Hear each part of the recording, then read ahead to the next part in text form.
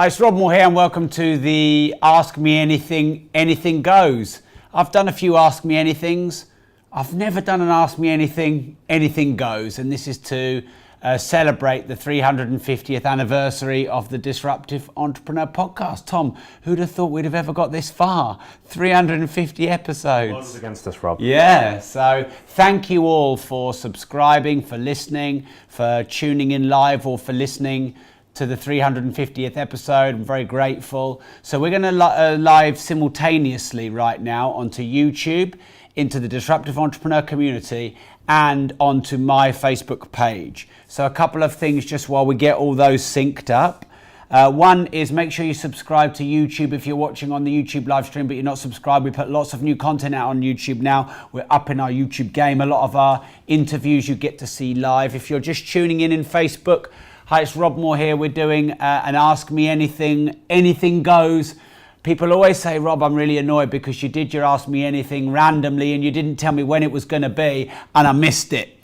And I often get my most active viewers when I do Ask Me Anything. So now you have been warned. You have a chance to ask me anything you like. This is also to celebrate, commemorate the 350th episode of the Disruptive Entrepreneur podcast. I'm just going to get the quick logistics and intro out of the way, then we're going to dive into the questions. So if you're watching on YouTube, make sure you subscribe. Loads of new content putting out. If you're watching on my Facebook page live, thank you. If you go to bit.ly/TDEcom, all capital letters, bit.ly/capital D, capital D, capital T, capital D, capital E, capital C, capital O, capital M, bit.ly/TDEcom, then you can join the Disruptive Entrepreneur community, which is why I do all these Ask Me Anythings about once a week, in case you don't get your question answered. I also have a special gift to give away at the end. I only have 50 of them to give away. We haven't promoted this really wide, but I'm guessing that there's going to be a lot more than 50 watching. It's only for the watchers live. It's not for the people who are listening to the podcast, unfortunately, because it'll be gone. So make sure you stay towards the end where I have this free gift for 50 of you. All right, shall we get cracking then, everyone? Are we all good? Yeah, all the streams working? Okay, right. So you have sent in around about 30 questions. I'm going to, well, you sent in a lot more, and Tom and Harry and Ben distilled it down to 30 questions that they thought would fit the bill. I'm going to go through those, but at periodic times, we're going to take live questions on Facebook and on YouTube. So at any time if you have a question or something I say fires a question, ping it in and we'll do some lives as well as the pre-sent in lives. Okay, good. Intro's over, here we go. So question one. Could we find out who these are from or not? No. Oh, they were anonymous. Oh, right. Were they all from you, Tom? Okay. So I believe where we develop most when we struggle. What are you currently struggling with and why? What is your plan to deal with it? Well, I've actually had a brilliant time the last certainly this year. I've just run a speaker boot camp and it's probably the most relaxed I've ever been because I'm always on. As many entrepreneurs are, you'll probably be able to relate. In the car, I have a driver, and in the car on the way to the airport, in the car on the way back, on the plane on the way, and on the plane on the way back, I got about 2 weeks worth of work done because I couldn't log into social media and no one could email me, and it was like the most liberating feeling ever. So I actually feel really good at the moment. I did a fitness challenge and I lost, 10 kilos, 22 pounds in 7 weeks.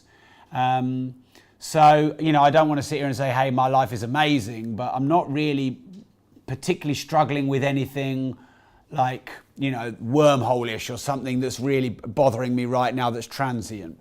I'll tell you what I always struggle with, because then I think that helps, is certainly my goal in my companies is to create a grander vision, to always come up with new ideas for marketing campaigns or just something that we can do to disrupt our industry, new products, new services, which I sometimes collate from the communities and ask you what you think. And sometimes I have to get inspired myself, normally high on Costa Coffee. So that's something that's always there. We're actually launching a big 1,200 person event. We've got the contract signed. We just have to then sign it and send it back. And then the main speakers are done. And so right now I'm thinking, how do I make an amazing event? How do I make it that there's new content but proven content? How do I, because I'm speaking at it and I've done hundreds, I think I've done nearly 1,000 live speaking gigs, obviously thousands of live streams.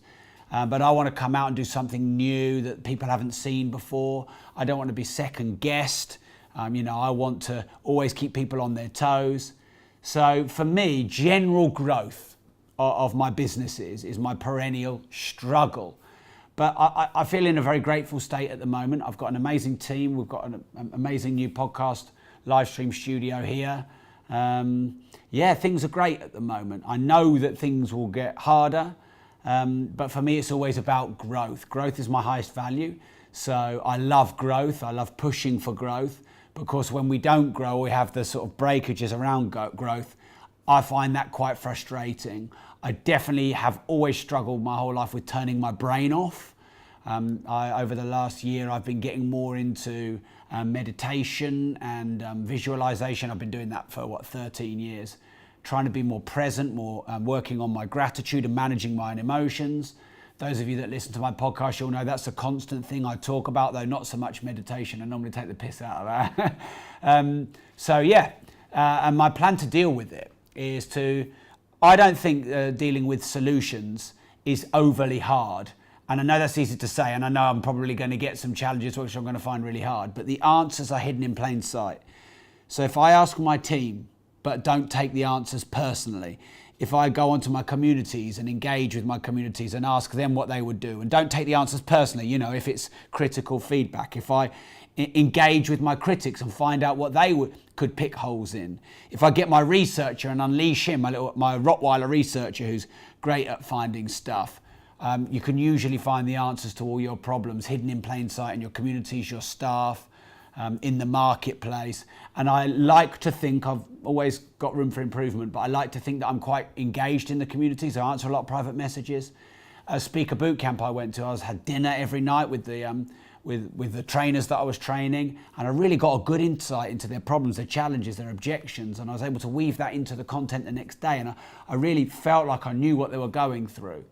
It's because some people say, well, Robert, with what you do at your level, with your, we're probably pushing £20 million in our businesses. Mark and I have hundreds of property units, developing 140,000 square foot 2 buildings at the moment.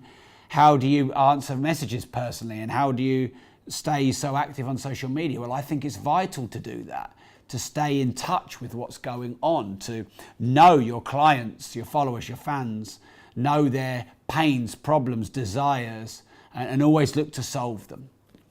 So thanks for the question. That's question 1. Question 2, how does your wife put up with and cope the hours you work and energy you have? Well, she likes the energy I have. I thought you were filtering these questions. How does my, the answer that I've got is probably not really normal, but my wife quite likes her independence. She doesn't want me around all day, every day. So she's never had really a problem with me going off and doing my own thing. But I think it's a bit of a misperception that I, work 16 hours a day and never see my wife, because I wrote a book called Routine Equals Results. And in that book, I shared how over the years I've been testing my ideal diary, my ideal time management plan. I'm real big on that, as you'll know if you listen to my podcasts. So I've compartmentalized from 5 a.m. till 9 p.m, and maybe 9:30 when I usually go to sleep. I go to bed early and I get up early. And so every little 15 to 30 minute chunk is compartmentalized, and every day there's dinner with the kids. Every day there's the evening with my wife. And she likes to do her own thing in the day. Now, in the early days when we were sort of maybe more in our honeymoon period and she actually wanted to spend a lot more time with me, she worked for me.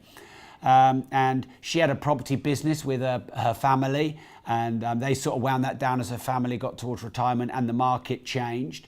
And she first came in doing our accounts, and she took over in our events, and she worked as our head of events for 5 years. So we were doing everything together all day, every day, except that one thing that I've got a lot of energy to do, because we were at each other all the time. And actually, after about 5 years, she resigned. And I was a little bit upset in some ways, because in a lot of ways, I loved always being around her.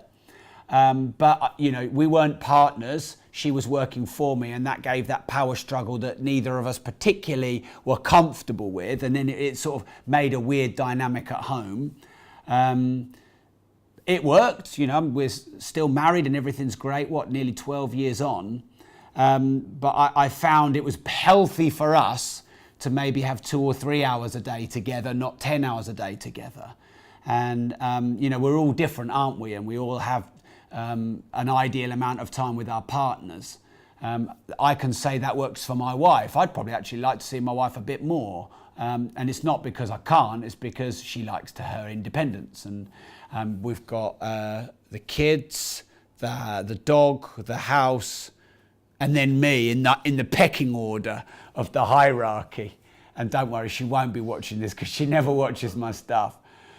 In terms of my energy, I do have a lot of energy, and people always ask, what's your secret to energy? And I'll tell you what it is, and it's not what a lot of people think. It's passion. That's what it is. I was on 900 calories a day when I was doing my sort of semi-fast for my fitness challenge. And whilst, of course, I was tired, I still had good energy. I could still do a workout every day because I love what I do. I love doing the podcast. I love doing these Ask Me Anythings, like putting my podcast jacket on and my disruptive t-shirt, having a shower at 7 o'clock tonight. I felt grateful and excited to come into the studio to do this. This is not in any way a chore. I've got an amazing team, of what we've probably got nearly 80 people now when you include Progressive Let's, and goodness knows how many outsourcers you guys use. And I feel really privileged to be part of the team. And I've just loved my life. And every day it's like, wow. There's lots of little things that happen that I sort of double take on. So one of my things is I love buying dinner, and I'd never let anyone buy dinner. It's just one of the things I love to do. And I bought dinner, which was about 1,200 quid yesterday. And I remember putting the card down thinking I feel really grateful to buy dinner. But I also thought, I remember 14, 13 years ago when I couldn't even put a card down and buy dinner for 20 quid, or I couldn't even buy a round because I was so skint and all the cards were maxed out. And I still remember that to this day because I was there. And then I was having a dinner with a few of these people, and one person was talking about me being a millionaire, and I sort of have to double take because I have made nearly probably 100 million quid, not all personally, the companies as well. And I got myself out of debt, became a millionaire between the age of 30 and 31. But every time I say it or someone says it to me, it's like a pinch moment because I remember when I was 50 grand in debt. How can I not love my life? And that is energy, passion, enthusiasm, and loving your life and your career. That's energy. Okay, number 3 then, the future for Progressive Property. We've got a new brand. You probably can't see that from here, but we've got a funky new brand. So we're merging our 2 main companies. So we have 2 training companies, Progressive Property and Unlimited Success. And Progressive been going longer. Unlimited Success has a bit less equity and brand reputation because it's a slightly smaller business. So we're merging the 2. So the company is going to be Progressive, not Progressive Property, just Progressive. And then underneath it, we'll have Progressive Property, Progressive Education, Progressive Success, Progressive Let's, Progressive Development, Progressive Media. That's going to be all of this is Progressive Media.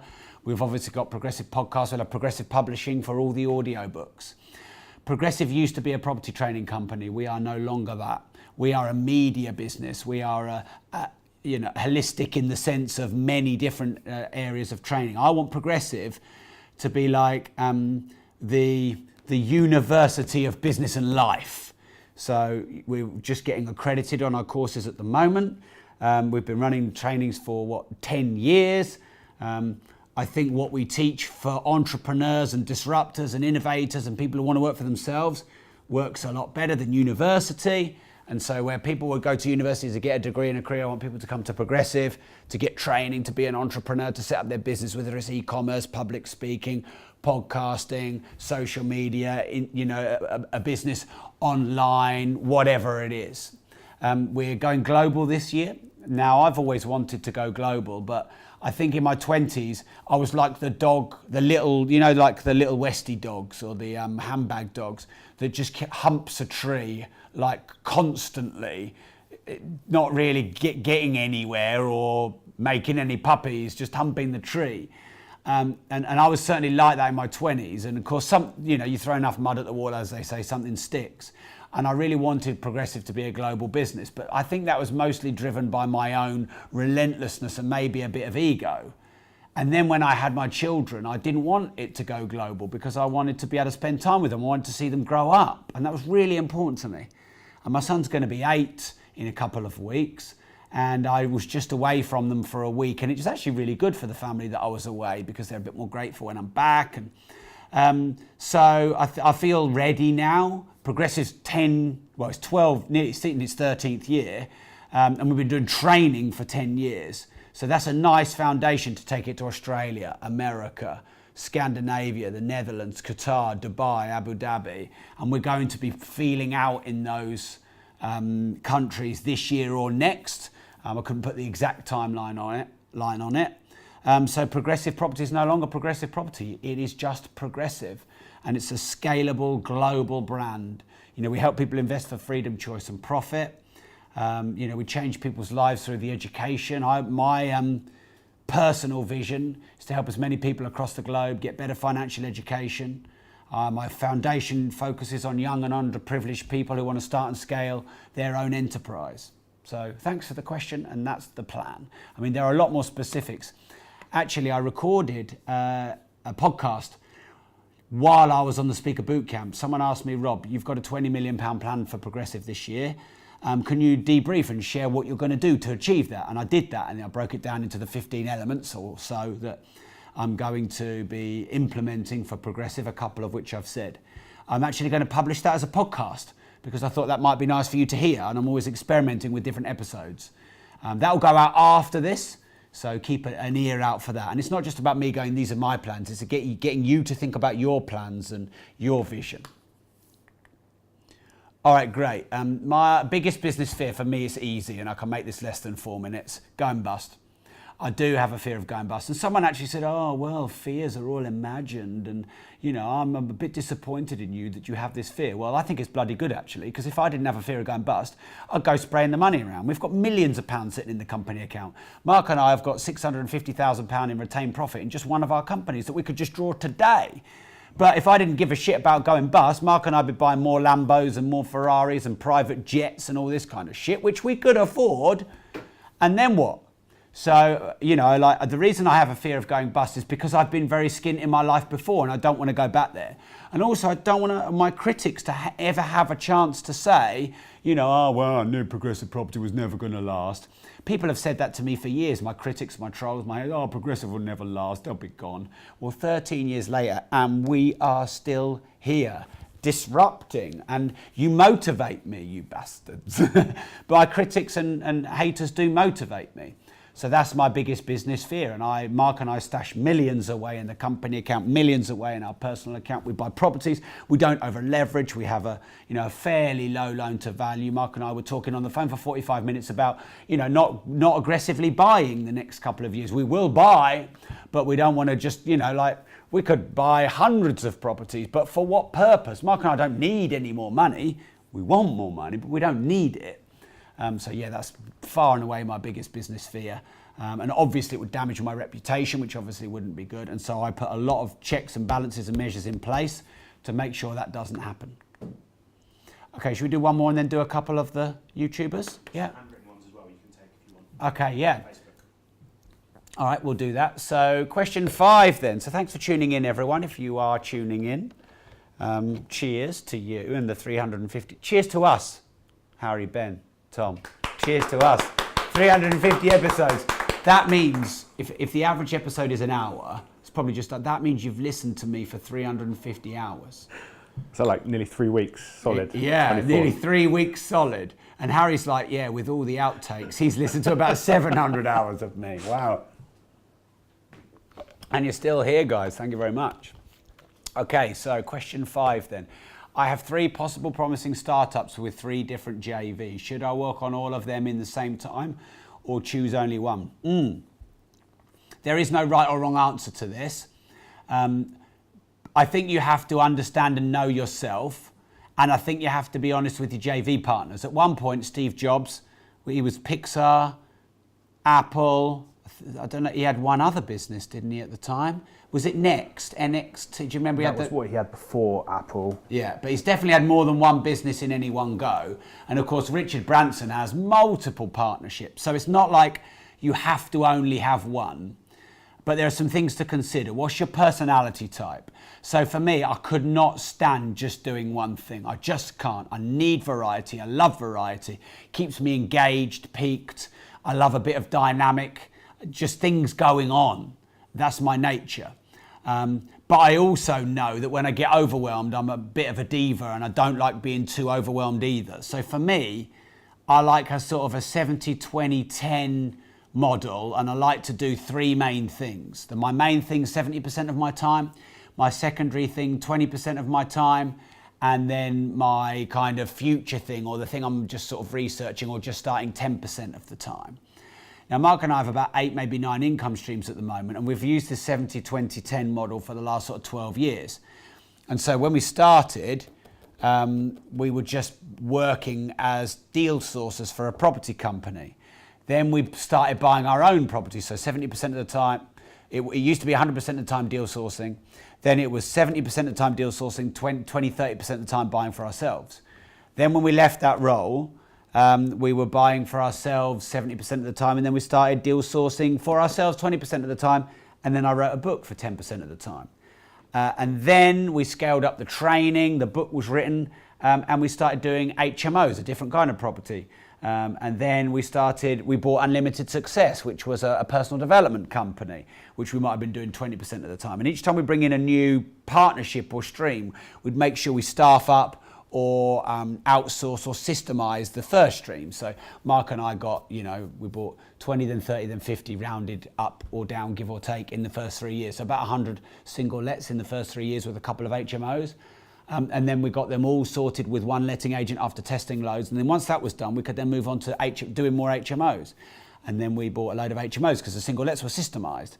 And actually, when we got to 250 lets, we took the lettings in-house and we set up our own letting agency, and that became our new 20. So you could do that, whoever asked that, 70% of your time, one partnership, or maybe 50, 30, 20. But of course, you've also got to talk to your partner or partners. Because what involvement are they expecting from you? If you're at the sort of non-exec level, the chairman level, the CEO level, you can get away with a board meeting a week or a month. You can put 5 hours in of your vision and strategy, and then you've got a team to implement. But if you're buying properties for people or building a business, they may expect you to put in 40 hours a week in that partnership. So you've got to set an expectation with each partner of what they're expecting of you.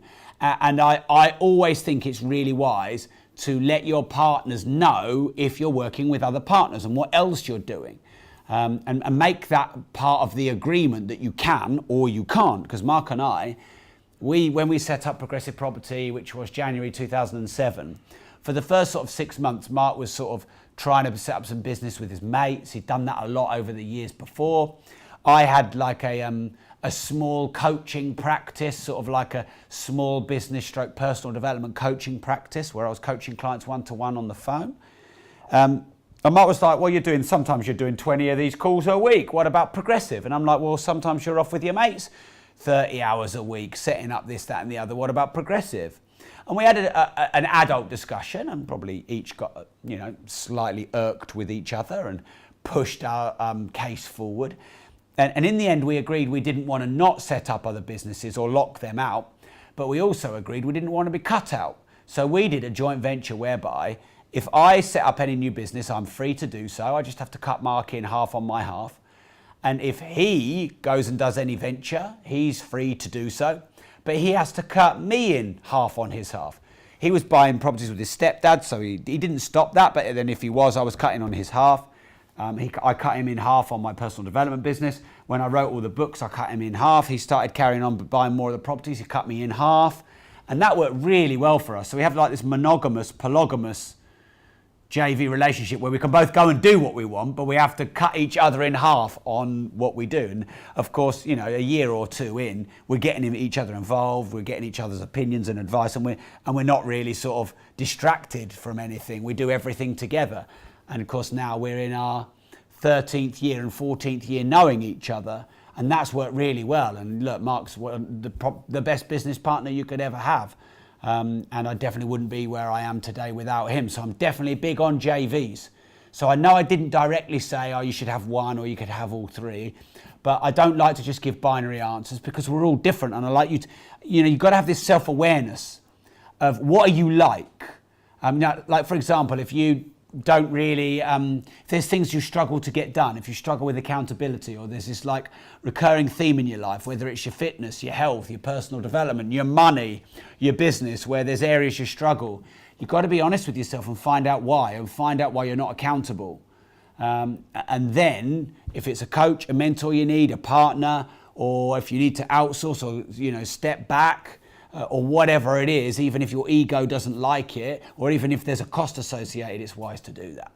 Right, should we go on the questions screen? And shall I do a couple of handwritten ones as well?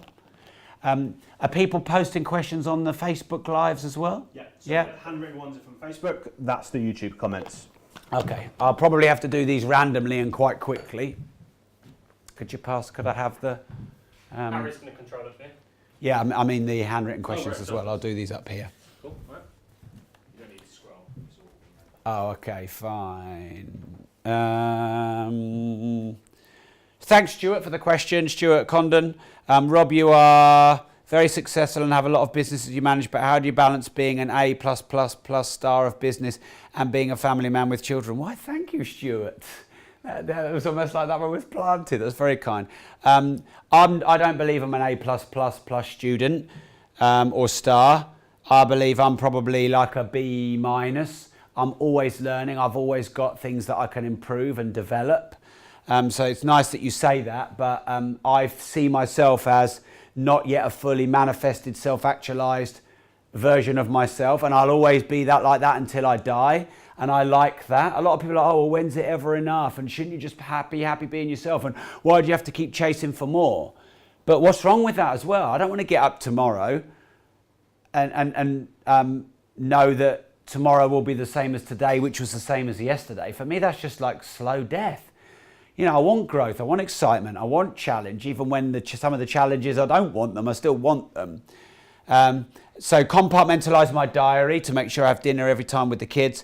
When it's school holidays, I have a different diary compartmentalized, and I spend much more time out of the office and much more time on the golf course or at home with my kids. So I take them abroad with me every time I do courses, because I do the Cayman Legacy. I'm doing a Nice Mastermind. I just did the Speaker Bootcamp in Portugal. There's one other. We have a family holiday for 3 weeks in Dubai each Christmas. And I take the family with me the whole time, even when I'm doing courses. So we're very much together and I see them a lot. Okay, right. Andy has said, yay for YouTube Premium. I'm listening in the gym. I love that. Okay, right. So let's go. Hi, Rob. When do we get the free online course you offered with the book Start Now, Get Perfect Later 4 months ago? Oh, Tom's replied. I know we gave that out like a million times and sent everyone a load of emails and posted it on social media, so you must have just missed that, Arfan. But yeah, so just private message me and I'll sort that out for you, my friend, no problem. Has progressive training seen a drop in applicants since Section 24 legislation? No, zero. We're still growing. We've had our best January and we're going to have one of our best Februaries, if not our best February ever. So no, not at all. Why? Because I don't accept changes as game over.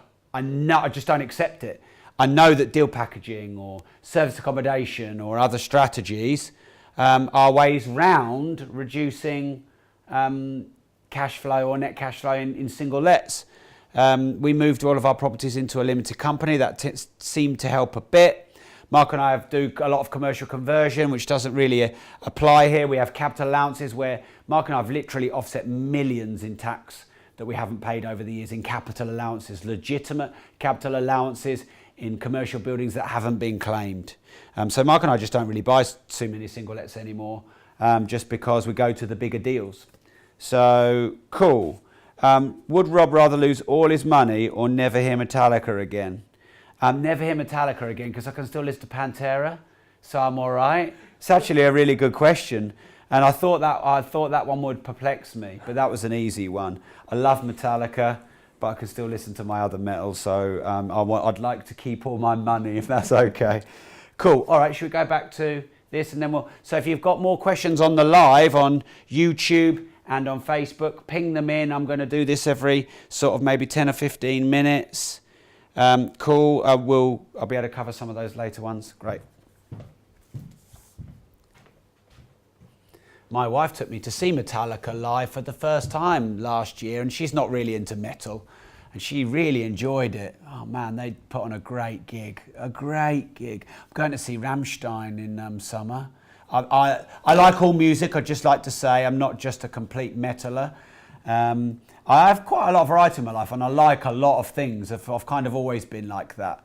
I do a lot of sports, generally tend to like most different types of people. And yeah, Rammstein, they do the best live gigs you have ever seen in your life, ever. I've watched all the DVDs and I haven't really got many things left on my bucket list. That's one of them.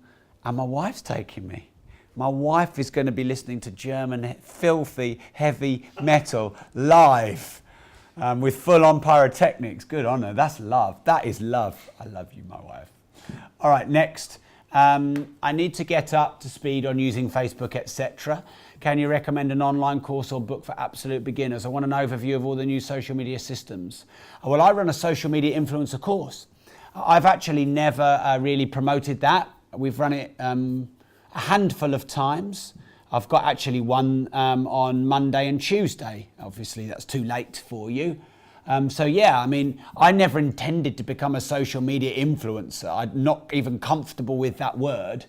But we have 130,000 people that follow me on Facebook. We've had millions and millions of downloads across 192 countries. Yeah, social media has been a great thing for me. So I think we're really leveraging LinkedIn. I mean, a lot of my posts get more than 1 million views on LinkedIn. Yeah, so I might be able to help you. I don't know. I mean, I am one for doing courses and mentorships and masterminds. I think it's important to invest in yourself. You are your best asset. Invest in yourself wisely. You pay yourself the most interest. But I've never actually done a specific social media course, because what's happened is I've got sort of a full-time, I call him my legend. You could call him an outsourcer. I mean, he helps me with a lot of social media, because I think we have 4 email addresses for me. We have multiple social media accounts, and he helps with a lot. Tom in the team, who's our head of innovation, he's pretty savvy on social media. We've got Beth in our office who does social media full time for us. So we have definitely picked up a lot off a lot of people, big influencers, and I've studied as much as I can from all over the place. Maybe I should change this, I don't know. But like in the early days, I used to follow one person and learn all their stuff. And I kind of do that now still, but I like to pick a little bit of everything, because I want to be original, and I don't want to be a complete rip of anyone. Like if you look on social media, there's a lot of people that are sort of just doing what Gary Vaynerchuk does. And obviously he does great stuff and he knows his stuff, but we've already got one Gary Vaynerchuk. We don't need a load of Gary Vaynerchuk mini-me clones. And I feel like if I like to pick a bit off everything I see to maintain my own integrity of who I am. But in the early days when I start, I go deep dive on them all. So virtually all the American influencers who might be a level above me in terms of social media, I've studied them all, read all their books, listened to all their audio books, done their podcasts, whatever I can. I love learning and listening to audio books and podcasts. I listen to hundreds a year. I think the most I did in 1 year was 300 and nearly 400, I think. I actually counted. I've stopped tracking them now, because what's the point? It's just like vanity. But yeah, so I have a social media influencer masterclass if you're interested in that. I don't know where you would private message me or something like that on one of these social media platforms that you're streaming. And if you listen to the podcast, you can certainly message me about that. Okay, right, I'm working for a good company. We have 5 projects within the Northern Powerhouse, anywhere from 10 to 30, new build, off plan. My question is, what is the best plan to sell these as a company through Facebook online? What would you suggest? Thank you. So, this is like a very specific question that I can give some suggestions, but probably not really specific answers to. So, if I'm looking to do something I haven't personally done before, so I haven't sold off-plan and new build properties in this way that we've built, I would find out the biggest players in the market and I'd go and work out what they're doing. I'd mystery shop them and I'd kind of phone them up as if I'm a client. I'd go into their show homes, I'd pick up their brochures, I'd find out where they're going online, I'd follow them on their pages, I'd go on their website, I'd opt into them and I'd watch what they do. And for the first few years when Mark and I didn't really know a lot, I've just been distracted because someone's just said, what if it was Radiohead? So back to the Metallica question. What, lose all your money or Radiohead? Well, you know what? For years, Radiohead was my favourite band. But now Porcupine Tree are. So Radiohead can go, I'll keep my money. But that was harder. I'd lose the money. Would you? Yeah. And would you still work for me for free? You love Radiohead, don't you, Tom? Yeah. Yeah. So back to the question anyway. Sorry, I got distracted. Mystery shop all the competitors, find out what they're doing, how they're marketing, where they're marketing, and then the areas that you think can work for you, model that. So that's always my go-to number one in a new industry. Sam Walton was shameless at it. He did it all the time. And even on his holidays, his family used to get a bit annoyed with him because he'd just go in all the shops and work out what they're doing and how they're doing it and what products they're selling and the setup of their shops. The next thing I would do is I would definitely look to scale up social media. I'd get in all the property groups, I'd get in all the local groups in terms of the area and the region that you're in, because there is a group for everything on Facebook. And I'm continually gobsmacked when I think there can't be a group for that on Facebook, that there is a group for that on Facebook. I mean, there's a group on Facebook, and I know this because I got outed in it. So when I had my Ferrari 458, I filled it up with petrol and a guy came up and said, all right, mate, nice car, can I take a photo? And of course I didn't say no, piss off. I said, of course you can take a photo, no worries. And he took a photo. And then I've got all my friends and people in the community messaging me saying, Rob, there's this massive thread going on in this Facebook group about you parking your car like a twat. So I went and found this group, and the group is called Parking Like a Twat in Peterborough. That's the name of the group. And at that point, they had 12,000 members of people who spend their life taking photos of people parking like twats and then post it in this group. And then everyone goes, yeah, that's twatish. And that's what they do. And I was filling my car up with petrol. How else does one park one's car when one is filling it up with petrol? Anyway, I went in and had a bit of banter and then went out. And actually quite a lot of people came on and supported me because how are you supposed to park your car when you fill it up with petrol? Anyway, there are Facebook groups for everything. So I'd get in the property Facebook groups. I'd get in the local demographic and niche area Facebook groups. If you're watching and this isn't your question, I would definitely do that yourself.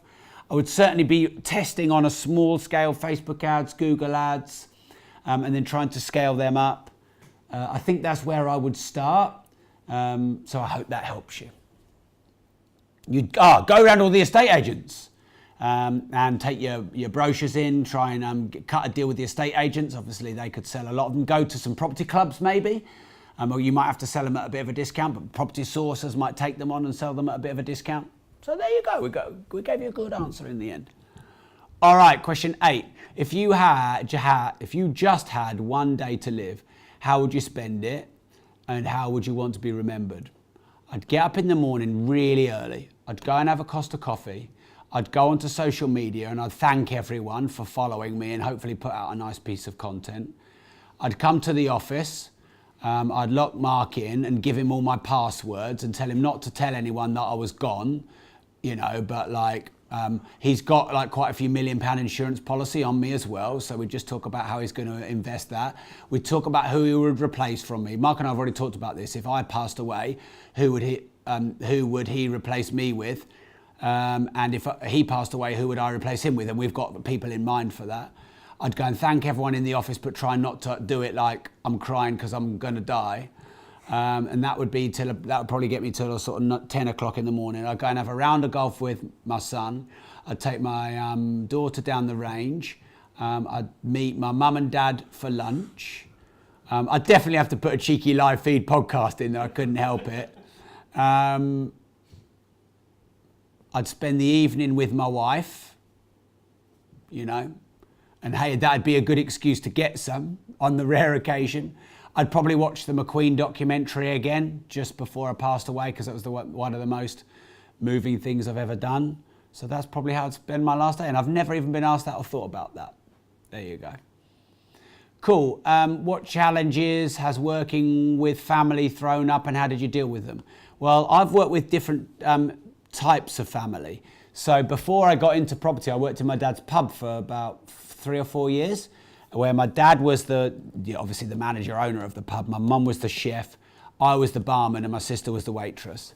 And then fast forward to Progressive, and my mum and my dad and my sister work in Progressive, and I also worked with my wife for a few years. So with my parents, they were just immensely kind to give me work, and I was a bit too reliant on them, not independent enough commercially, and probably took it a bit for granted what they did for me, and didn't really ever fully enjoy working in the pub, so I probably didn't do it with gratitude. I was probably a bit resentful, and we would clash a bit, but we did okay. Every now and again my dad would have a bit of a shouting match with me or my sister, but you know, he ran a great pub, and my mum would be the like arbitrator, the mediator between us all. But we never really properly fell out, but it was hard, and we didn't really have a family life outside of work. Then I got with my wife, and I've already explained that, actually in the first few years it was quite exciting. She moved in from being in property developing to working for us, but then it got a bit too much when we were working together. But like when we used to go to London for events, we'd do 3-day events in London, and we'd go there and we'd stay in a nice hotel, and we'd be able to have dinner and stay in the hotel in the evening together. And it was really quite like exciting, and like, you know, like we had these big dreams, and quite romantic for a good sort of couple of years. But then, you know, when I was going over time on the stage and she's barking at me and I'm telling her to piss off because this is my gig, and we'd clash from time to time, and then it got a bit harder, and then it spilled over into our family life, whereby, I mean, I remember one time Gemma and I literally said to each other, we can't do this anymore because we're bringing work home and it's 10 o'clock at night and we're still arguing over work. Because if she'd give critic to my company, which she would all the time, she'd, you know, she's not a moaner per se, but she'd like, you know, oh, this isn't right, that isn't right, this isn't right. Because businesses have problems, or this staff member, or that staff member. And I always used to take it all personally. I didn't know how to not take it personally, which I do now. And so I'd get a bit wound up, and then I'd say, well, you should do this and you should do that and you should sort it out, and why are you dumping it on me? And then she'd be like, don't talk to me like that, and I'm, you know, like, why can't you just listen? I'm like, I'm trying to help. And so we got a loggerheads. And so then the sort of the romance went a little bit. And then we made this rule that we wouldn't talk about business after 7. But then what we'd do is sit there in bed at 8 o'clock and we'd email each other on the phone. And would you get just as pissed off reading the email? It was just stupid. And in the end, like I said, my wife took the decision to resign, and now financially, you know, she didn't need to work. And we had, I guess we probably had Bobby at that time, but not Ariana. And it turned out to be a great decision. Now, my mum and my sister and my dad, now this is a distinction. Like with Gemma, my wife, she sort of worked for me, and I tried not to make her feel like that, but I know she did. But with my other family, they don't work for me. I don't really think anyone works for me. They're all my team, my partners. I work for them as much as they work for me. But my mum isn't managed by me, my sister isn't managed by me, and my dad isn't managed by me, and that's great. And, you know, they've got some work that I mean, by the way, they work through choice, not because I make them. And, you know, they just like to work sort of into their retirement. And it's great for everyone. And it's, you know, like, I'm really grateful to be able to employ them and keep them earning some money and doing something that they really enjoy doing. I feel great about that. Okay, question 10. If Rob had ever gone to that Property Network meeting and met Mark, if Rob had never gone to that Property Network meeting and met Mark, how does he think his life would have turned out? Would he still have become an entrepreneur? Would he still be creating art? or would he be doing something entirely different? Well, of course I can't say, because there's probably infinite possibilities in every single nanosecond that's going on. I definitely feel lucky that I met Mark in the end of December 2005 at my first property networking event, and we've had a great run together. We've been in business pretty much nearly 15 years now. But I was ready. I was in some ways I was desperate, and we went to a hell of a lot of network meetings that year, Mark and I. And so, okay, I got lucky I met him at the first one, but I probably would have met him at a later one if he wasn't at the first one, or I may have met someone like him. And I may have had to kiss a couple of frogs and maybe met a couple of partners where it didn't quite work out. But remember, this wasn't my first stab at business. I didn't just get zapped onto the planet and met my amazing business partner just like that. I mean, I was failing art, architecture, pub landlording. I didn't ever go bust, thankfully, but as close to failing as you can without going bust was certainly me. So I feel like I probably would have got there somehow, because that's what I was looking for, that's what I wanted, and I was hungry. I definitely would have become an entrepreneur. Hey, look, maybe not in property, because obviously I have many businesses now, not just property, but I love entrepreneurship, I love business. Mark and I, we both love business more than, or at the very least as much as property itself. But sliding doors, who knows? It's quite interesting to think about. If you sort of study and believe in the quantum, you realise there are infinite possibilities happening in every moment in time, and it's quite interesting to think how your choices and where your destiny could take you, and if there's multiple realities going on at the same time. But I don't wish my life was any different, and I made some mistakes, of course, and said and done some things which if I would go back and had the knowledge I wouldn't do, but feel really good about things at the moment and where I'm at in my life. So I hope I can navigate the challenges that are ahead of me in the same way. All right, should we go up and do some more? I'm doing them every 5. How are we doing for time? Ooh, 8:15. All right. Wow, let's do 11 first, actually. Let's go back, because I've just seen it. I can't name 8, but name your 8 dinner guests, dead or alive, and why. So, Trent Reznor from 9 Inch Nails, because he's I love 9 Inch Nails. He was this crazy, quite depressed, bitter, talented, creative genius. And then, of course, he got into the world of music and business on a production level, on a business level. And if you watch a lot of these music documentaries, he's in it. So I'd love to have him. Alexander McQueen, definitely, who recently passed away at 40. Talent, genius. Arnold Schwarzenegger has always been someone I've really looked up to and admired. So I'd certainly like to have him there. I think Nelson Mandela. I read his books. I think there's one called A Long Walk to Freedom, and it's a massive book, and just, really strong but gentle guy. I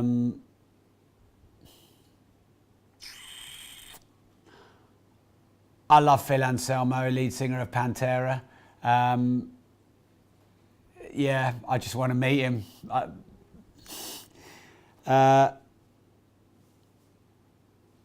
I think I'd like to meet Sheryl Sandberg.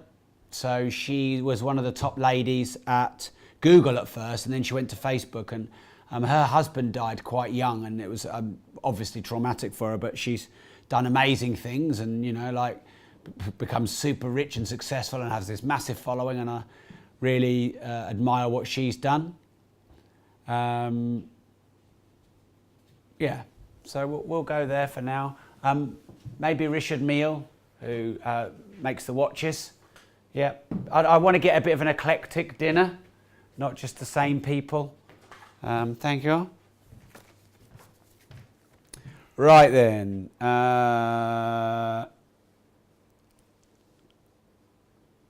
Okay, right. So what would you say is the best strategy to get your first customer deal signed? I'm an IT company and I'm ready to go, but need some advice. Look, social media, digital advertising, it's huge. You pay per click, whereas on print, you just pay for the ad and you have no guarantee of how many people are going to see it and how much return you're going to get. This pay per click or pay per view is like a revolutionary thing, like a trackable view, not like a TV view.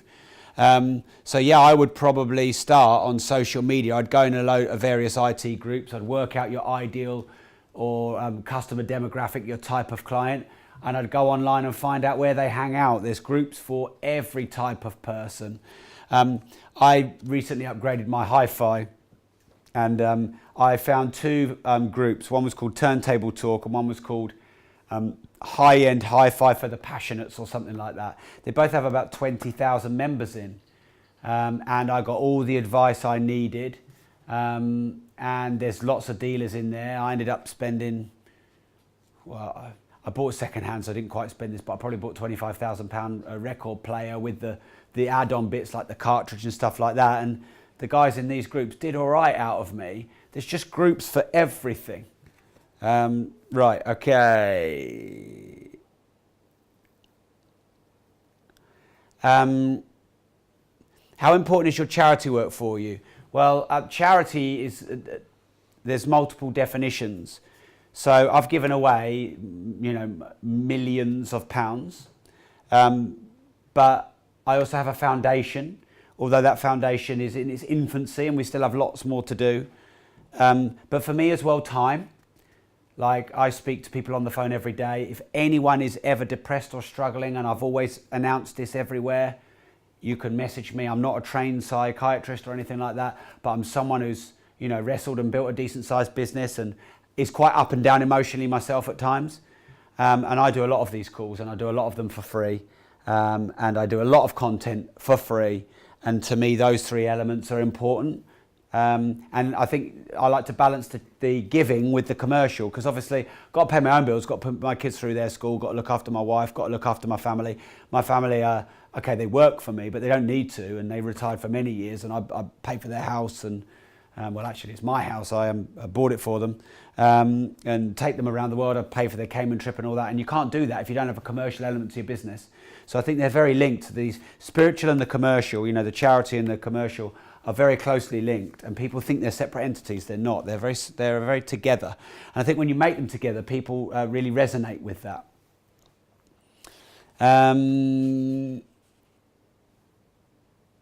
Do you think you're responsible for the buy-to-let surge for training too many people and saturation?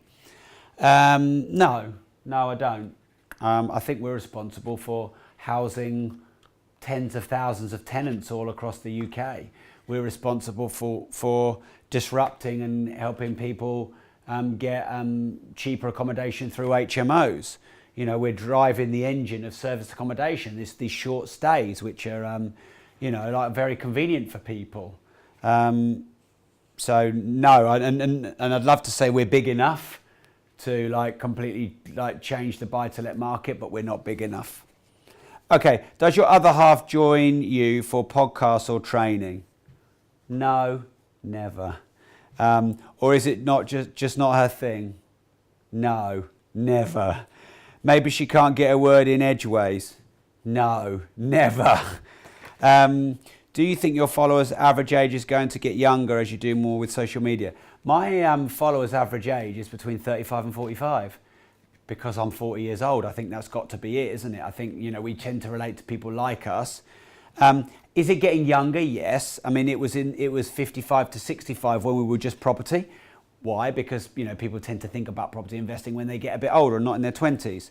So, yeah, it probably is coming down. But as I get older, that is a reality. Have you ever thought of starting a sports academy, coaching golf, etc. in the future? I've flirted with the idea of these kind of things in the past, but I'm not really interested in that. I've got enough things to do. And I've got my own challenges with Bobby and his golf, and sometimes he's really up for it and sometimes he's not, and he's 7 or 8 years old now and he likes football and he supports Man United, so I've failed as a parent. I'm sorry to the world. What personality type are you? I am me. My mum says I am special. I am me.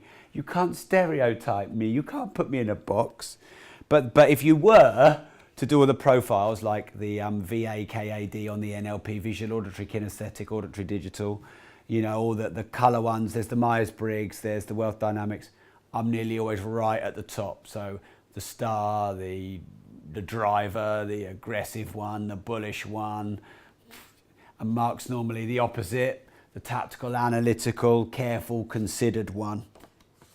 What's the best money you've spent on a course mentorship, and what did you get from it? Well, the mentoring I've done with James Kahn was really good investment, and he was not cheap. He's a great business owner, obviously really big in England. The investment in the education I've done of John DeMartini's has been a great investment. And masterminding for me is fantastic, and I get the most out of masterminding now. But in the early days, I did a lot of courses. I did probably nearly all of Chris Howard's courses back in 2007. I did a lot of Tony Robbins courses, done loads of business, marketing, sales courses. But I'd say the best money I've spent has been on masterminds or the very high level mentors who are like 100 million, 200 million net worth. I mean, I've got quite a lot of 100 million, 200 million, billion net worth mentors or friends now. So I'm quite fortunate in that regard. You tend to find that you get that the higher up you go yourself. Marcus, do you think your art will sell for a premium as you become more of a celebrity and it's now well, that's the plan. That's why I'm keeping it all. I couldn't sell it, so I've got it all in the house, and the wife wants rid because she wants something prettier because my art was a bit dark. I mean, when you listen to Radiohead to cheer yourself up, your art ain't exactly going to be like all bright and colourful. But you know what? Who knows? I'm all in for assets. I write books that are assets, create podcasts that are assets. I really believe in assets, and hey, who knows? Who knows? Great, cool. Thank you, Tom. I want to. I'm thinking about a couple more of these dream dinner guests, because I think I've picked 5 or 6. Christian Bale's probably my favourite actor. I mean, there are so many great ones. So maybe him. I actually haven't picked anyone I fancy yet. Tess Daly. Tess Daly follows me and all my stuff, and she when I met her at Strictly, she was like, "Oh, you're Rob Moore. I follow your stuff. I love your work." The feeling is mutual, Tess. Anyway, I'm getting carried away. When and why did you stop drinking? So probably about 5 years ago fully, but sort of maybe 6 or 7 years ago gradually.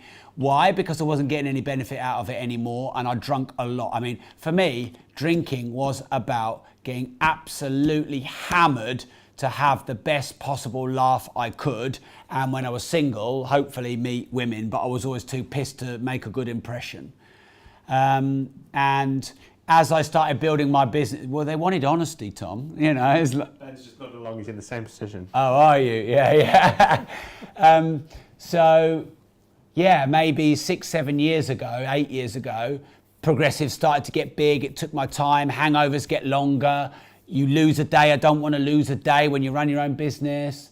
Obviously, I'm with my wife, and so I don't need it for the social element as much. And I just didn't get anything out of it. Like if I have 1 or 2 drinks, I just get tired. So that's why. But it has been great for me. I was on Speaker Boot Camp with someone who has the equivalent of 12 pints Friday night, Saturday night and Sunday night, and she's female. And that's putting it away. And she knows, and if you're watching, we talked a lot because I tried to because I've done this fitness challenge and it's really, really lifted me.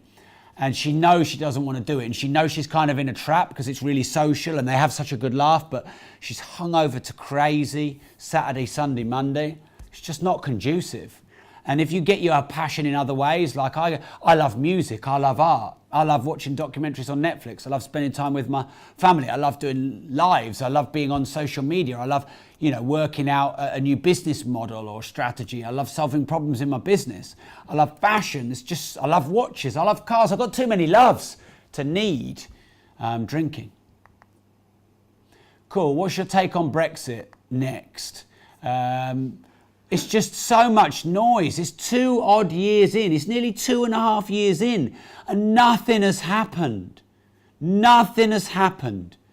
It's a mess. They don't know what they're doing because they're not commercial. They're public, not private sector. I think that, private sector is the engine that fuels the economy. Am I scared of it? No. If it drops property prices, will that be bad? No. Why? Because I'll be able to buy cheap properties and yields will probably go up because rent will probably go up. Might it affect my business? It might. I don't know. I'm not going to let it fear me into like sitting in the corner, like shaking, which like a lot of people are. I'm definitely not going to spend all day gobbing off about it and debating and arguing on social media. I can't control it.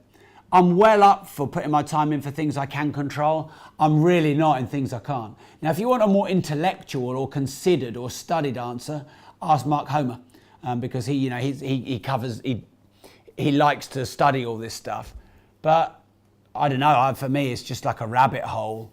Tell me when it's done.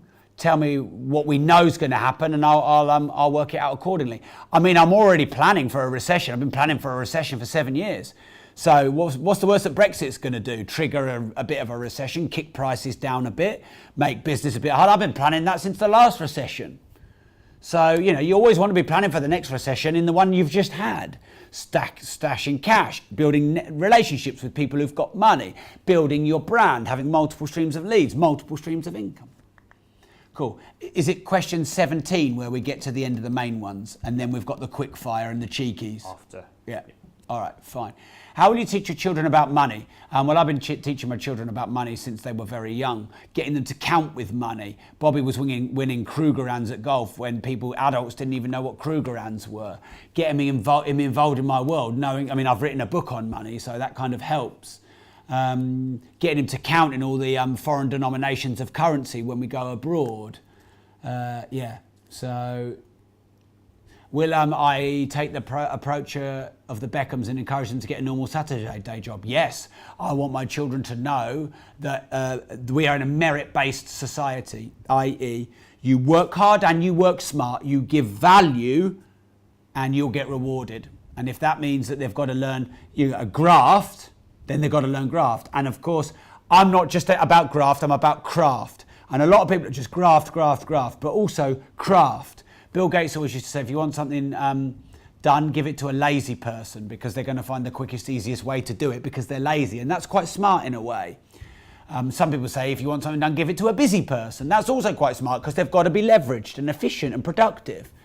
So it's not just about graft. It's also about craft. It's about leverage. It's about creating value. Cool. Question 15. Well, these get longer and longer. I am going to have a sip of my water.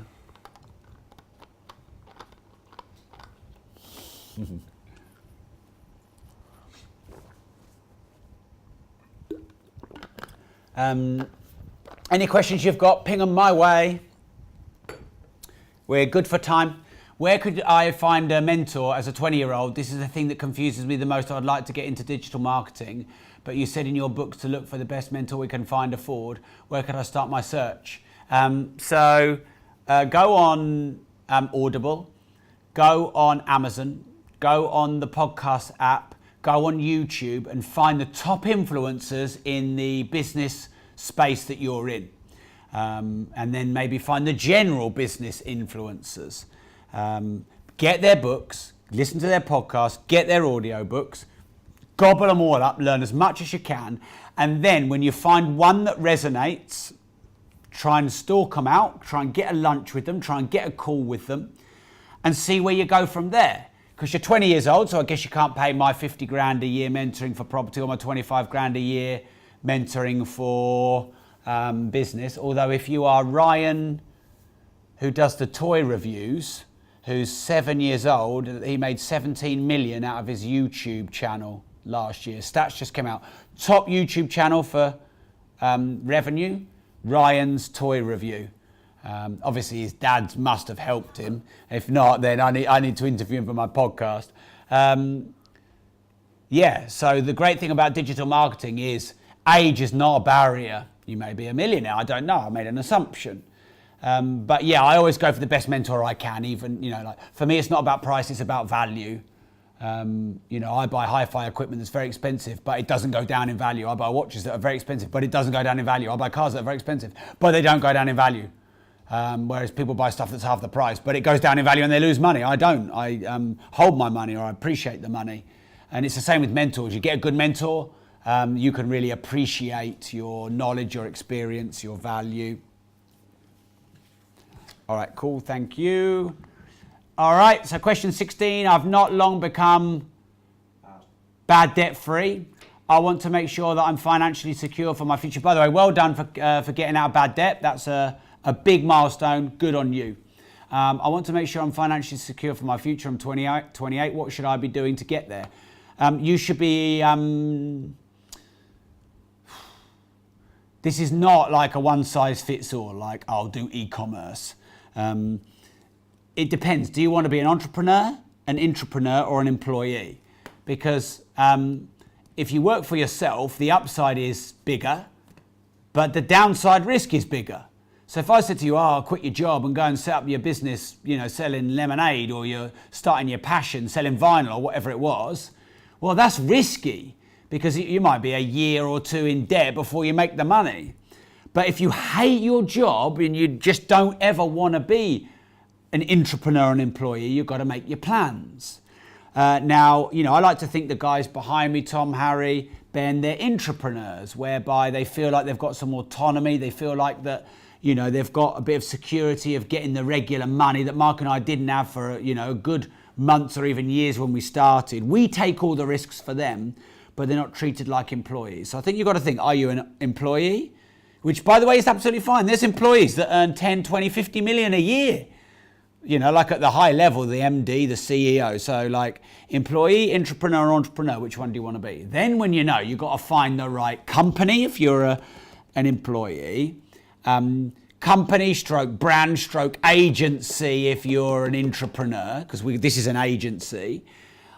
And then the right business model if you're an entrepreneur and you want to work for yourself. Now, you could work in your job and then evenings and weekends start your new venture until the point where you hit your financial security figure and then hand your notice in and go and scale up in your enterprise. So there's more than one way of skinning the cat, but you've got to be clear on who you are. Now, I wasn't born to do what I'm doing. I'm sort of like, or I've learned through my dad that this is me and I'm convinced of that and I'm comfortable and secure and I'm secure with risk.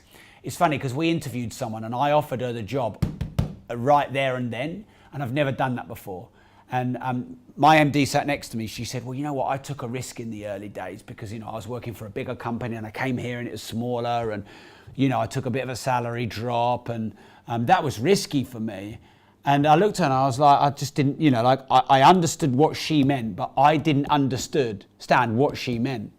Because to me, taking a risk is not doing what I'm meant to do. It's not trying it. If you don't risk anything, you risk everything. So I love taking risks, not risks that put, I'm not all in. I think that's bad advice. When people say go all in, all right, what happens if you lose? You're fucked. Don't go all in. Have contingencies, have other business models, have other streams. But in terms of yourself and your energy, maybe you can go all in. But I like some element of risk. It makes me feel alive. Question 17. For those earlier on their journeys, best ways to approach those further ahead. What could someone offer to someone further along to help with the know, like, trust element and be able to help themselves along their journey? So I get approached a lot. Someone sent me a really long message today saying, I want an hour of your time and sent a really long message. And they're a nice guy. I haven't got time and I had to politely decline them. If someone said, hey, Rob, I've been following you for a good while. I love your work. Could I just ask one question really quickly? I'd probably say yes. So I think you've got to be careful not to go too big, too deep, too much in too soon. I think you should always follow their work first and know a bit about them. And you should probably say, hey, look, I'm a follower of your work. I love what you do. I especially love X. And then just try and build it gently, where maybe instead of going all in, saying your life story and everything you want, and you want to take them out for dinner once a week and, you want free mentoring off this billionaire, it's about building a relationship over time. So I hope that's useful. Definitely follow all their stuff on social media, comment on all their stuff, share their stuff. I mean, if you give value, you'll get value. So if you can help them, then maybe they'll help you. All right, cool. What time do you make it? Because my watch is always fast. About 18 minutes to 9? Yeah. Yeah, all right, cool. So we're on time. So there's two things left. One is I said I had a gift for a maximum of 50 people. I'm going to tell you about that now.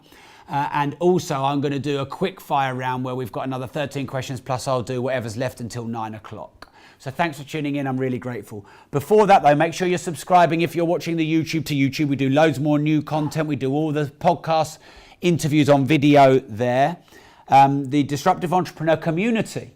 Many people who listen to the podcast aren't in that community yet. bit.ly/TDECOMM, all capitals. TDECOMM. Right, so 50 of you only, and we're streaming on YouTube, Disruptive Entrepreneur, and my page. So we've got 300 currently on the live stream. Okay, so currently got 300 watching. If you're listening to the podcast, well, maybe we should edit this bit out because it's a bit of a tease, isn't it, to say this on the podcast. But make sure you've just edited what I've just said as well and not this next bit. Otherwise, why am I telling you how to edit the podcast like I know how to do it? We recently launched the Business Breakthrough Summit. Now, these are not free tickets. These are paid for tickets. We have something like, well, the one this weekend is sold out. We've got 254 booked and paid for March, and we've got 64 booked and paid for May. So these are booked, and this is not a free event, but for 50 of you watching, I'm going to give you a free ticket. But don't do anything yet. I'm going to give you a link in about 2 minutes, but don't take the free ticket just because it's the free ticket, because otherwise you take a ticket from someone who wants it. Watch me just explain the event. It'll only take me a couple of minutes. And then if you still want the ticket, when I give you the page, just give us your details and we'll give you a free ticket. Now, if you've paid for a ticket, because you know people have been watching my live streams before, and if you pay for a ticket, turn up and we'll refund your ticket. So I'm doing this because it's our 350th anniversary. I'm feeling generous. You know, I'm very grateful to everyone who subscribes to my podcast and follows me and you know, studies my work. So 50 only free tickets. Now, if you want to join on to the Business Breakthrough Summit and you're not one of the first 50, you can still join on, although not for March. 254 booked.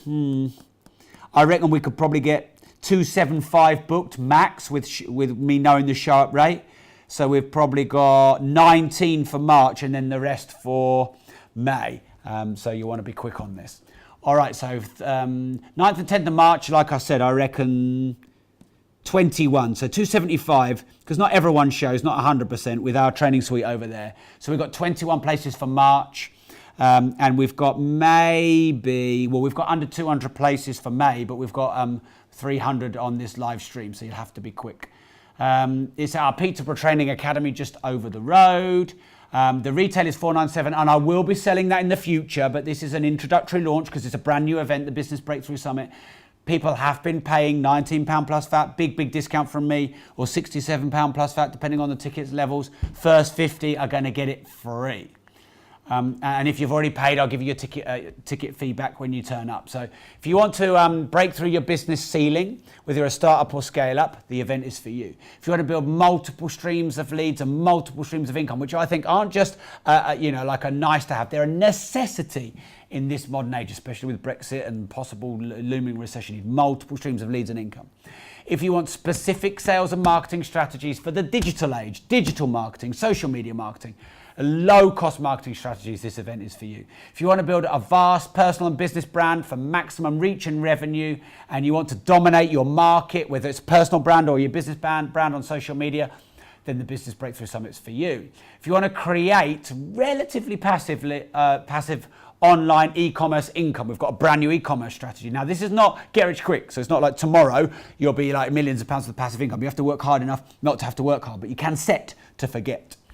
If you want to become an influencer, if you want to build a large personal brand, if you want to build multiple assets that produce leads and income and reach and get speaking gigs, I'm getting paid £20,000 a day to do a little tour around Europe. I get regularly paid my £10,000 keynote speaking fee. That will go up and up as my social brand and reach goes up. We're going to teach you all of this on the Business Breakthrough Summit. How to start and scale any business model and how to grow and leverage without high cost. Most of the marketing is going to be low cost or free marketing strategies. So to summarize, the mindset, the skill set, the strategies and tactics for entrepreneurs and empire builders looking to go big in 2019. Whether you want to go part-time, full-time or big time, the event is for you. Okay, so I was given a massive discount because it's a brand new event. It's definitely going to be sold at $497 in the future. But for what? Well, I suppose until we've got the 50, do I have to share the link or is it on the screen? Yeah. So for the next 50 people who go to the link of, can you put it on the screen? It's on the screen. It's on the screen. You go to bit.ly/350, capital B, capital B, capital S. The first 50 that put your details in there, you get the Business Breakthrough Summit completely free. Now, if you've already paid for a ticket, which I'm guessing some people who are watching have, don't worry, turn up. Still fill the form in so we know that you've seen this. Oh, okay. You sure? Well, how will we know they've seen this? Oh, yeah, you still have to fill. That's a good point, Tom. Still have to fill in the form. Otherwise, how do we know that you've seen this to claim the free ticket back? But then when you turn up, we know that you've seen this, got your free claim ticket, and then we'll refund you when you turn up to the event. That's exactly it, Tom. What you should be doing this. I'm an amateur, you're a pro. So I'm going to leave that up for a minute. If we've got 300 odd streaming live, then that's likely to oversubscribe pretty quickly. So bit.ly/350, capital B, capital B, capital S. The first 50 will get a free place. Now, everyone after that, don't worry, I'm going to give you the £19 plus VAT massive discount. So if you're 51 or 55 or 60 or 80 or 100, don't worry, we'll give you a ring where you can still get a place, but certainly not for March because that'll be full, so for the May date. So let me just put a summary of everything that the event is about there, and then we'll finish the Q&A.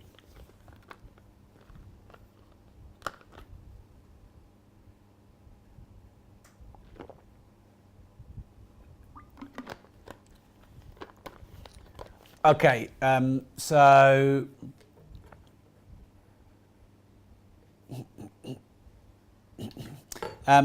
is the link still up? Yep. Okay, leave the link up. So I'm going to do a couple more questions. I'll go over here. Oh no, can you still leave the link up if I go over there? Yes. Ooh, fancy tech. These as well. Oh, sorry. I thought we'd done these. So Felicity has said, you said there isn't much left, but what's on your bucket list? So I've travelled a lot to some amazing places. I guess I'd like to travel some more. For me, really, my bucket list is about people I want to meet.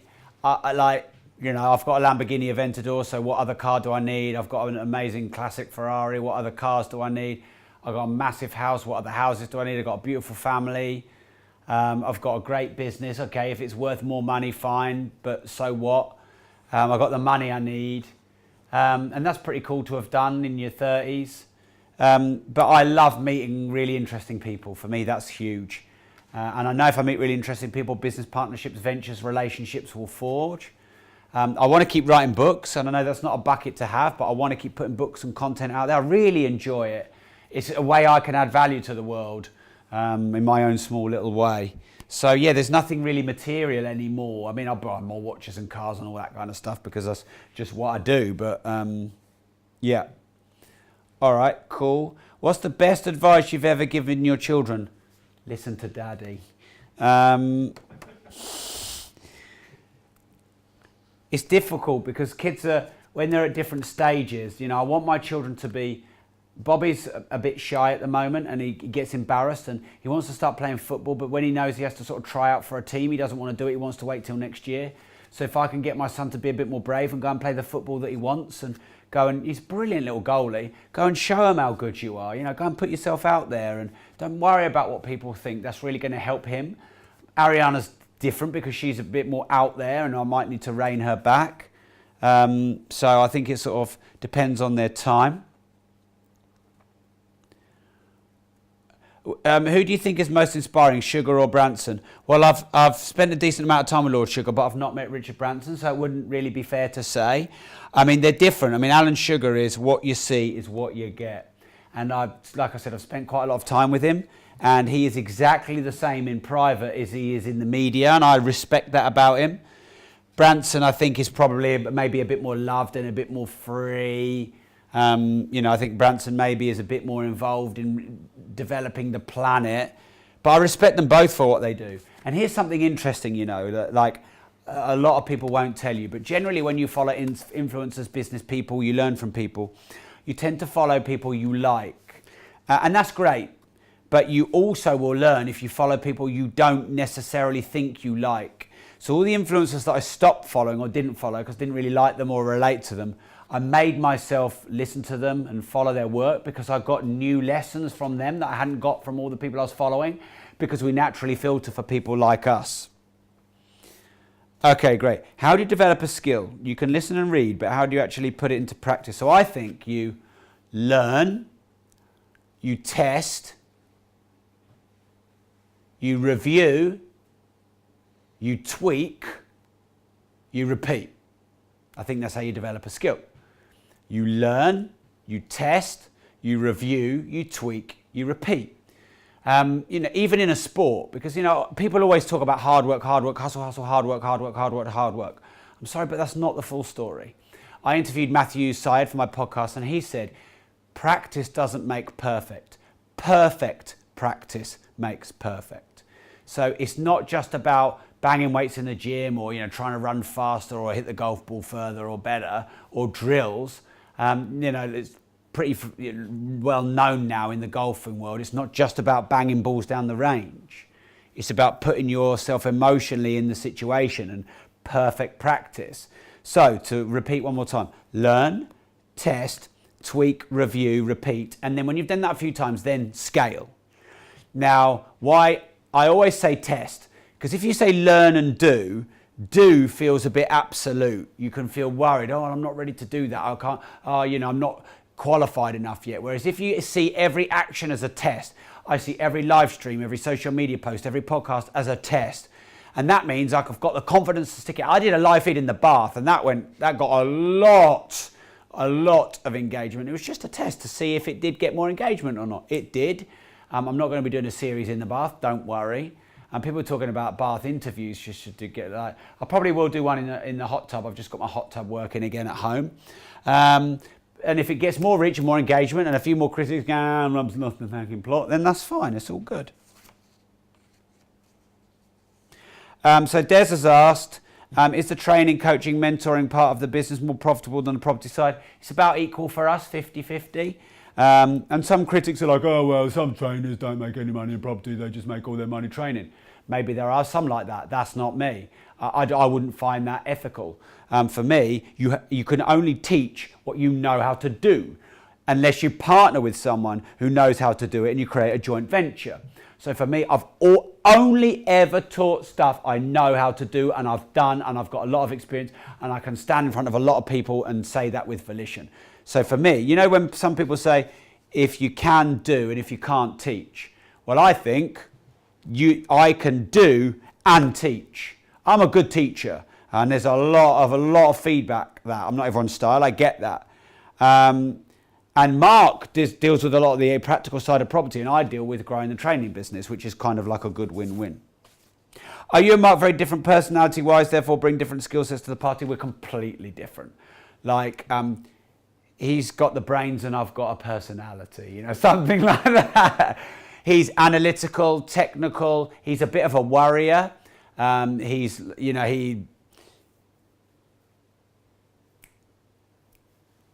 do you sum up the genius that is Mark in a few words?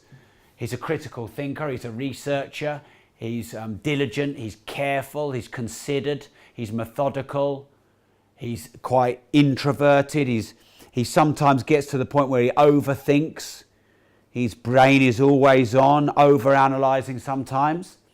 I am pretty much the opposite. I don't overanalyze things. I get other people to do research. I'm a big picture thinker, not a tactical player. I don't really, I have more of a risk threshold and an appetite for risk. I'm more sort of like I don't like to call myself a leader. I don't think I should give myself a title, but more the sort of strategy and vision and dragging everyone along with me. If there's ever a problem or a fire, Mark's the absolute best person in the world. If you want to create something out of thin air, you need me for that, for vision and creativity and that kind of stuff. Cool, so we've answered all that. Okay, yeah, so Tom, you put the link in, that's great. Are you going back to art? I'm never saying never. We didn't do. I nearly gave away our new event there. I can't. I'm glad I stopped myself. But I did a big event for a few years in property, and then we stopped it. And I never said never. I said probably never. But I gave myself the ability to never say never in case I wanted to do it again. Watch this space. So I'll never say never. And sometimes I get urges because I like variety, and I'm a bit of a creative soul. But I get to do my creativity in my books, in my podcasts, in these live streams, in my companies, in our innovation department, in our creativity meetings, in the guests that we get on our podcasts. So that need is being met. But at some point I might need to. If I did art, it wouldn't be canvas and paint. It would be something way more screwed up than that. I know that for a fact. Have I shown any? Yeah, I mean, I was an artist for a few years. Yeah, I've shown it. I've entered it into some competitions, and I've hung it in galleries. Yeah, but I mean, I never did very well at it because I wasn't very good at the commercial side. Asking for a friend. Yeah, whatever. Yeah. All right. Great. Cool. I think we're done, aren't we? Yep. What? This doesn't scroll. No. Cool. All right. So finally, then, if we could put the link back up if it's not already up. Even if you think you might not now be one of the first 50, make sure that you put your name in the... we will never, ever offer this Business Breakthrough Summit free. Ever again, that is my promise. I'm only doing it because it's the 350th special, and I want to thank you for being on the live stream and keeping me company and saving me the embarrassment of only my mum watching, so I'm very grateful to that. We didn't really promote this out to much of our communities or databases, so I'm very grateful to you. We have a podcast stream summit coming soon, don't we? So keep your eye out for that. But I think we're all good. Anything? Oh, lightning round, sorry. Lightning round, this has got to be lightning. I thought we'd done. 40 seconds apiece. 40 seconds per question. Otherwise, I'm getting buzzed. We've got a big buzzer. All right, okay. Should we try the buzzer, Ben? Is that after I've answered the question or from when I start reading it? That's on the 40 seconds mark. You won't hear it if you make it. Yeah, but like some of these questions are long. They might take me 20 seconds to ask. We'll start the clock after you've read the question. All right. Rob, you have stated many times that you don't like being told what to do. Why then, when Mark got you to concentrate only on progressive in the early days, did you not rebel? Because I saw more benefit in our venture and partnership, and I saw talent and genius in Mark that I wanted to be a part of, and I learned what it was to be a partner and not just think about yourself. Partnerships flourish when you think about your partner and not just yourself. You didn't buzz me. What's the most disruptive, naughtiest thing Rob did when he was at school? I don't know if I can say them. There was a park called Cherry Hill, which was it was basically banging the school grounds, and I used to take my girlfriend up there. I've never told it. Actually, it might be in one of my books, but like it was quite open, and that wasn't the best. I got up to all sorts of shit at school. Yeah, I wasn't very old either. If Rob could be a superhero, what would he call himself and what would his powers be? Well, I'd be Superman because he can do loads of stuff. He can fly. He's got those laser eyes. He's got mega strength. He's probably got X-ray vision because if he didn't have that, I'd need that definitely. Can he read people's minds? I don't think so. No. So, all right. So if I couldn't be Superman, I'd be whoever reads people's minds, but not the guy in a wheelchair. All right, cool. If you had to bury your treasure like a pirate, you know who I mean, don't you? Professor X. Professor X, yeah, before I put my foot in it. If you had to bury your treasure like a pirate, where would you hide it? Well, I'm not going to tell you, because then you'd know where I'd bury my treasure and then you'd find it. But it would be nowhere near me. Not in my back garden. Who does that? Nowhere near me. I have various assets dotted around and they're nowhere near me. All right, great. In a celebrity boxing match, who would win, you or Mark? Easily me. I mean, I've done martial arts. I've had like brown and black belts. Mark couldn't punch his way out of a paper bag. So that's an easy one. Do you have any phobias? Yeah, I do. I hate needles. When I was young, I had a motorbike crash and nearly died. It was touch and go for a while, and I had peritonitis and nearly died, and that was touch and go for a while. So I haven't told many people about that. But when I had those instances, my veins were hard to find, and the nurses just used to hammer away, and I got massive internal bleeding all down my arm, and I couldn't move it for like weeks, and I built me a massive phobia of needles. And I actually went and gave blood last year for the first time to try to get over my phobia, and I didn't like it at all, but I did it, and I want to try and do it once a year. Apart from blue bottles going up my leg. Yeah, thank you for that. I'd already done. Would you put 100% into one venture? No way. I think that's really bad advice. All these all in, go big or go home. No. If you put everything into one venture and it dies, you're done. Now, some people say, yeah, you go big, but you could put 70% into a venture or 80% into a venture.